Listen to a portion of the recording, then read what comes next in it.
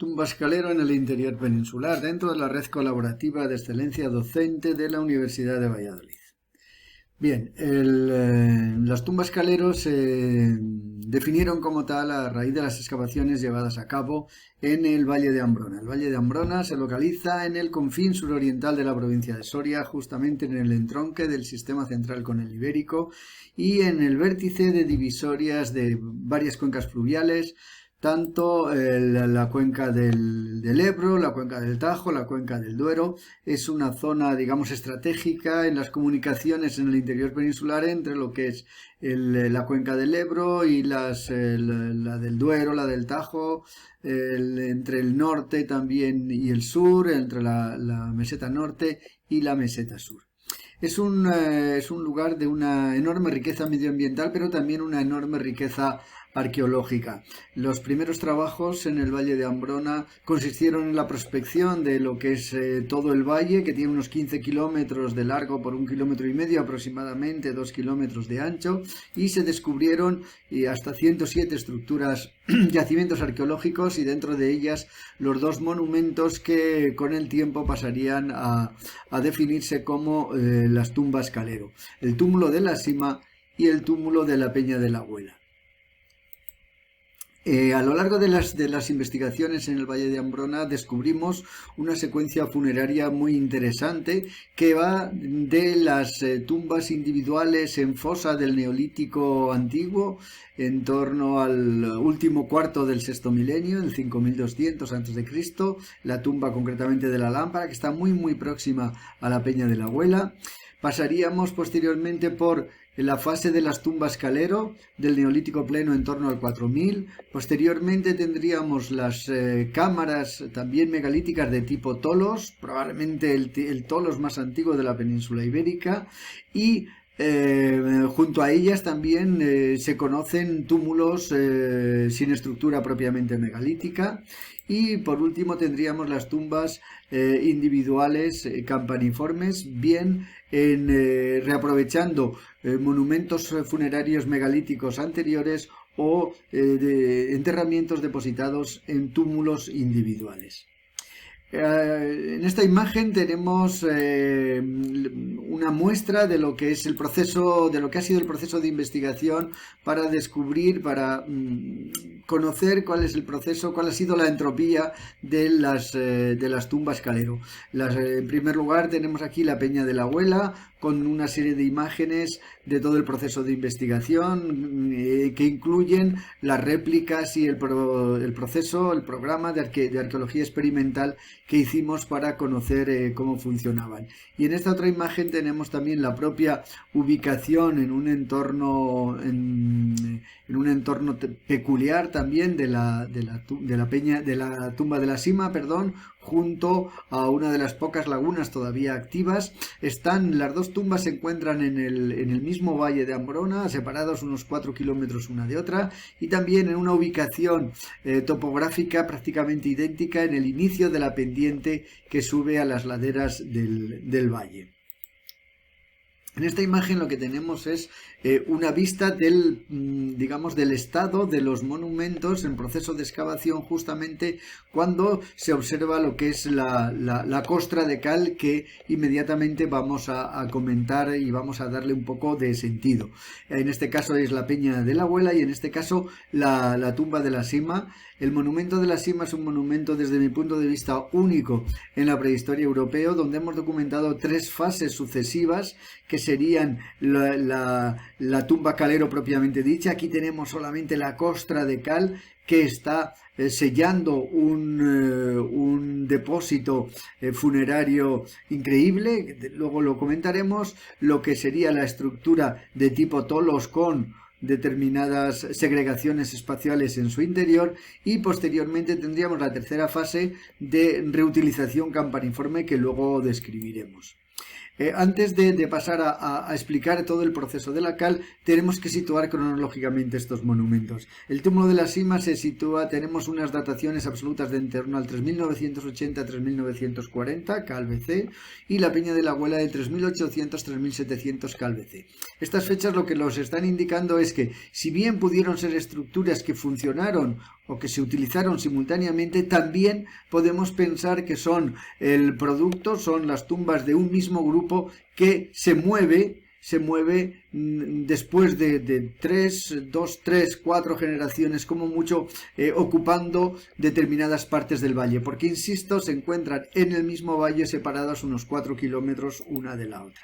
Lo que quiero dejar claro es que todo este proceso de transformación de la caliza en cal viva es algo pensado desde el principio y planificado, porque el carbonato de calcio, el CaCO3, el carbonato de calcio, sometido a temperaturas muy elevadas mediante pirólisis, sufre una calcinación, perdiendo así una molécula de CO2 o dióxido de carbono, para convertirse en óxido de calcio, que es lo que conocemos como cal viva.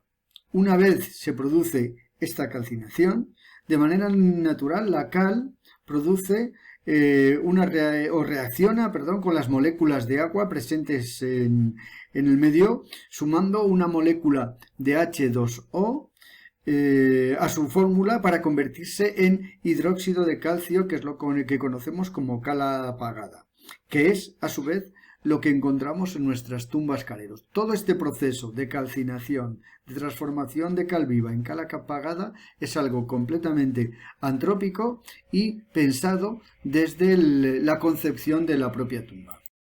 Bien. La verdad es que durante 2 años estuvimos investigando el proceso de la cal, y una de las actuaciones de investigación que realizamos fue la visita, junto con nuestro compañero Juan Manuel Rojas Rodríguez Malo, a uno de los últimos caleros que todavía mantenían la tradición viva en la localidad toledana de Orgaz, y allí digamos que visualizamos lo que debió ser en origen en nuestra tumba de la Peña de la Abuela. Por aquel momento todavía no hemos excavado la sima. Vimos cómo para hacer cal, es decir, antrópicamente construir cal, había que tener una estructura cerrada de piedras calizas mediante hiladas concéntricas dispuestas, piedra seca, que se remataba en una falsa cúpula. Esa falsa cúpula tenía parapetos de protección contra las corrientes de aire, así como debía tener pequeñas aperturas para la alimentación. El hecho de que las piedras se colocaran en seco, lógicamente había ranura suficiente para el tiro. El combustible que se debía utilizar era un combustible de pequeño tamaño, que tuviese un poder calorífico inmediato, que llegase a entre 800 y 1000 grados centígrados de forma prácticamente inmediata. Sería un fuego mantenido durante varios días, en el que participarían bastantes personas. Bien. Pues ahora vamos a ver cómo vimos esto, cómo lo descubrimos en la Peña de la Abuela. Aquí tenemos la ubicación de la Peña de la Abuela, justamente como decía antes, el inicio de la pendiente de la subida al páramo, pero dentro de lo que es el valle, un poco en las márgenes del valle, en una zona de un amplio, importante control visual sobre el recorrido del mismo. Y en esta imagen lo que tenemos es una ambientación de lo que el arqueólogo se encuentra, lo que nos encontramos en el propio monumento. En principio tenemos un túmulo que se construye después del proceso de calcinación. Bien, es cierto que nosotros, cuando llegamos a la Peña de la Abuela, estaba bastante destruido y el túmulo era relativamente pequeño. Pero el nombre de la Peña de la Abuela viene porque en su culminación existía una estela menhir, o un menhir, que señalizaba la tumba y que todos los lugareños conocían como la Peña de la Abuela. Debajo de esta estructura tumular tenemos la capa de cal, esa capa de cal fruto de la pirólisis de la caliza, y debajo de ella tenemos lo que es el nivel de cenizas, de huesos y de materiales arqueológicos que se funde, se hace un magma único con el proceso del apagado de la cal. Bien, en esta imagen lo que tenemos es la capa de cal, el proceso de la excavación, justamente cuando habíamos limpiado toda la parte superior y delimitamos toda la caliza, toda la capa, la costra de cal. El diámetro que nos encontramos en la Peña de la Huela era un diámetro irregular de unos 8 metros aproximadamente, que estaba a punto de ser completamente destruido por las labores del arado. Aquí tenemos las huellas del arado. En el interior, en el centro, tenía un espesor de 40-50 centímetros y en los bordes entre unos 10 y 20 centímetros. Bien, estas imágenes nos dan idea también de todo el proceso de arqueología experimental, la construcción de lo que debió ser en origen una tumba, la construcción de un parapeto al que ahora me referiré para evitar las corrientes, efectivamente la transformación de la caliza en cal viva y todo el proceso, unas 35 horas estuvimos quemando leña, en este caso fueron sarmientos, hasta que se transformó la estructura en cal viva. Bien, y aquí tenemos lo que os comentaba de las huellas de hasta 21 postes. Bien, es cierto que no están todos señalados, con una inclinación hacia el interior de la estructura y que identificamos con el necesario parapeto para evitar que en el proceso de combustión, de calcinación, el aire minimizase los efectos del calor.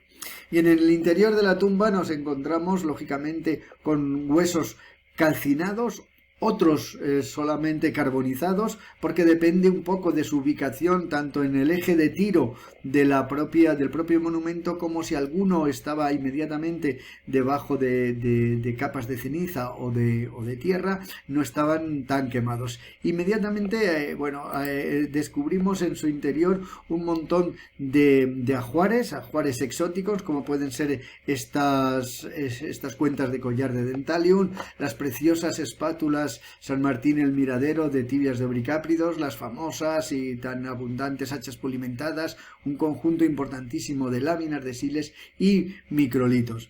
Pero también en el interior, y precisamente por efectos de la combustión, encontramos sudarios vegetales construidos con eneas y con juncos, encontramos larvas de insectos y de escarabajos y restos de escarabajos necrófagos, incluso ofrendas vegetales, ofrendas de flores que aparecían debajo de planchas de caliza.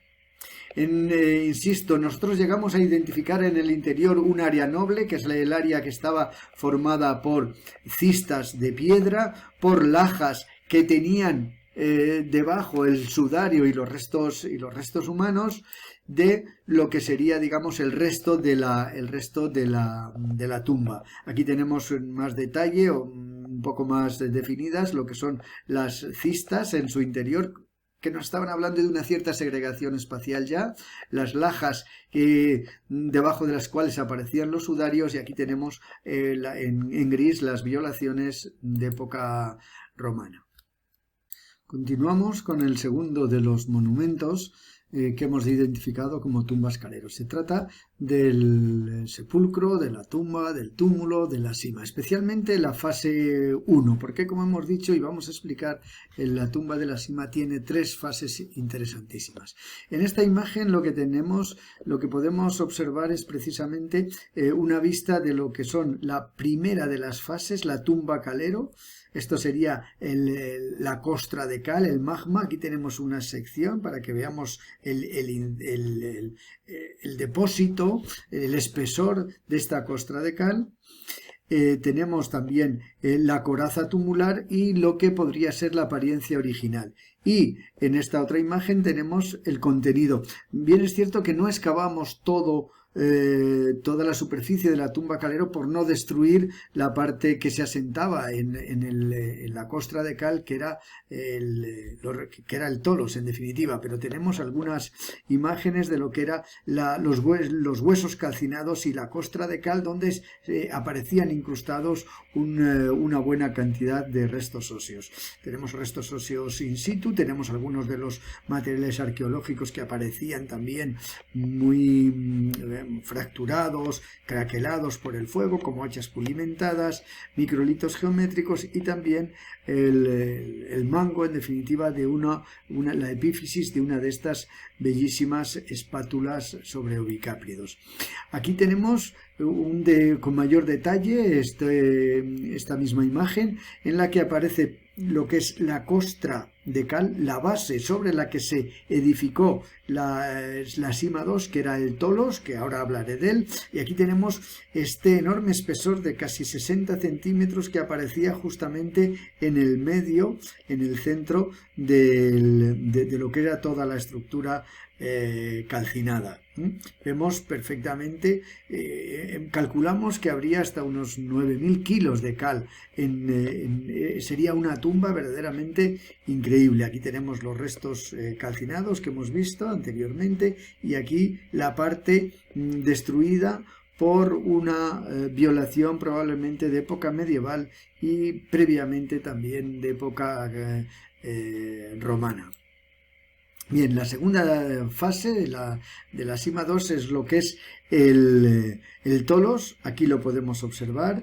Tenemos los restos del pasillo, hablaremos de él posteriormente, que se acondicionó en la tercera de las fases, la campaniforme.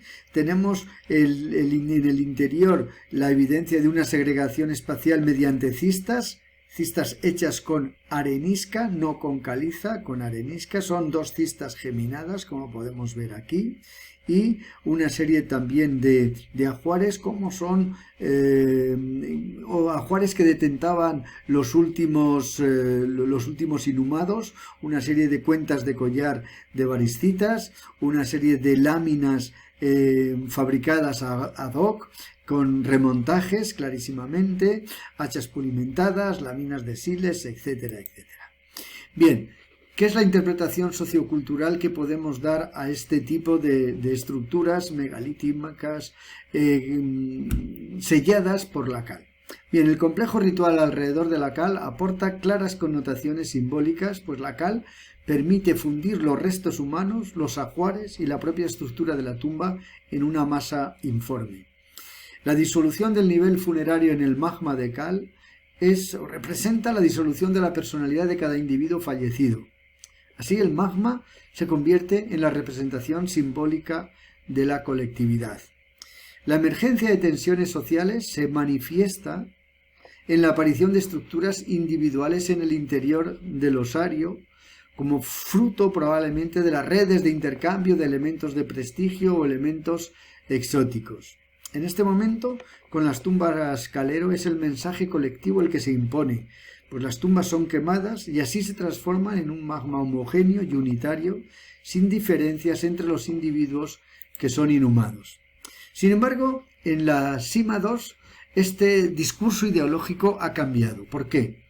Porque la Sima 2 ya no se construye para ser quemada, por varias razones. La primera de ellas es que todo esta parte central de lo que es el tolo se construye con arenisca.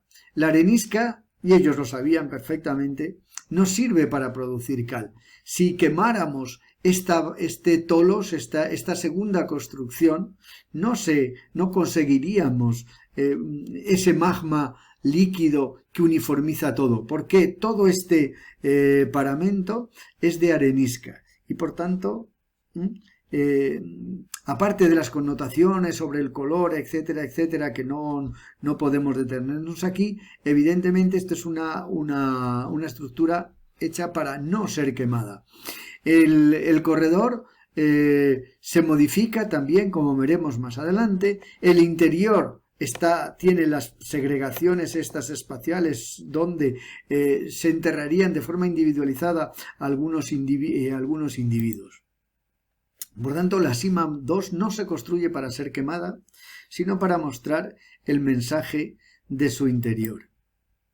Y por último tenemos la tercera fase de la construcción de este monumento, que es una modificación de lo que es el pasillo, de lo que era el pasillo de acceso, justamente en la entrada, en la unión, en la confluencia entre el pasillo y la cámara, se desmantela el pasillo y se hace una estructura nueva, individualizada, a la que se dota de un suelo de lajas de piedra y sobre la que se depositan, aquí vemos dos las dos inhumaciones, ahora las veremos en detalle, con un ajuar absolutamente individual, específico para estos individuos. Aquí tenemos precisamente esta sección esta parte de la tumba de la unión entre el pasillo y la cámara, donde se individualizan precisamente los enterramientos campaniformes. Es un momento en el que se observa una complejidad social cada vez más creciente, sobre todo al final del Neolítico. Ya no se produce esa inmersión individual en la colectividad mediante el incendio ritual de la tumba. Ahora lo que se imponen son las aspiraciones de los primeros líderes. El papel principal desempeñado por la actividad hasta este momento ha basculado hacia el interés, la importancia de ciertos miembros de estos grupos. En la Peña de la Abuela tenemos una evidencia similar, pero evidentemente diferente, porque no se construyó, no tenemos esa segunda fase del Tolos, sino que tenemos sobre la costra de cal, este es el límite de la costra de cal del que hablamos al principio, tenemos la única, conexión anatómica acompañada de material campaniforme, de objetos campaniformes, en un brazo que está precisamente estratigráficamente hablando sobre la propia costra de cal. Es una intrusión, en definitiva, una reutilización en época campaniforme. Sin embargo, en la sima tenemos precisamente aquí cómo se ha condicionado la entrada, se ha realizado el sesuelo del que hemos hablado, y se han procedido a las inhumaciones campaniformes. Pero el tolos del Neolítico final estaba todavía en uso, porque hemos encontrado en el relleno del interior del tolos, entre la capa de piedras de la techumbre, un fragmento campaniforme que pega con uno de los vasos que encontramos precisamente aquí, entre el ajuar propiamente de las inhumaciones posteriores. Aquí tenemos una ambientación de cómo pudo ser esto, esta modificación de la entrada con su suelo, los fragmentos campaniformes, las vasijas campaniformes aparecieron aquí sobre los individuos o junto a los individuos, y un fragmento campaniforme en su interior que pega con uno de los vasos. Es decir, que los campaniformes, cuando realizaron aquí sus rituales de enterramiento, el interior del tolos estaba accesible, pero quisieron individualizarse, quisieron separarse, aunque aprovecharon lo que es la estructura general de la tumba como un recurso de legitimidad, pero se diferenciaron claramente porque sus muertos ya no formaban parte de esa colectividad, sino que eran enterrados de forma individual en una estructura diferente. Hay un bloqueo físico y simbólico. Bien, y aquí tenemos en detalle cómo aparecieron los dos únicos enterramientos campaniformes en conexión anatómica. Creo que se puede observar perfectamente aquí la cabeza, los brazos, y justamente en el tronco tenemos uno de los vasos campaniformes y lo que podría ser el hueco popliteo, el hueco entre los fémures, las tibias y el peroné, este precioso y raro vaso también de connotaciones importantes por su similitud con ejemplares similares en los Países Bajos. Y luego tenemos aquí el otro individuo, que aparecieran realmente muy deteriorados, pero se puede observar cómo a los pies del mismo aparecía este enorme recipiente que contenía una primitiva cerveza, que estaba en su posición original perfectamente enhiesto. Y por último tenemos la imagen de todo el ajuar campaniforme que acompañaba a estos dos individuos que estaban depositados in situ.